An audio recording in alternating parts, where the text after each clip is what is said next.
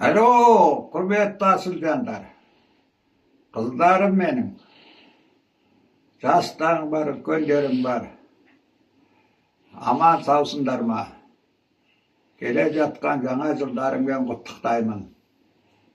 Den sağlığım жақсы, қаламқас екеуміз тіршілік етіп, жаңа жылды тойлап жатырмыз.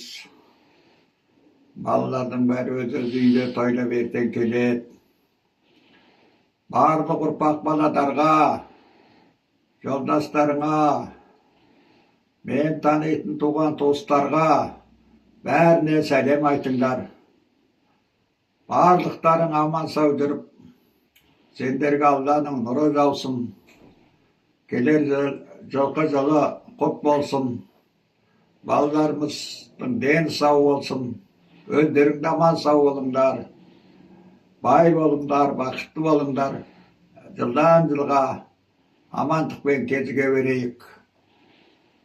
Хабарласып тұрыңдар. Сендерге көп рахмет. Жіберген хаттарыңды, айтқан сөздерің бәріне естіп жатырмын. Шамам келгенше жауап беріп жатырмын. Бере алмай қалсам ренжімеңдер. Аман сау. Мен телефон алмай демекке шықпасам қаламқасқа жалғап хабарлап тұрсаңдар да болады. Ол бәрі маған таныстырып айтып отырады. Содан келді, бұдан келді, мына екен деген жағдайда. Тағы да айтарым. Бәріңмен тілектеспін.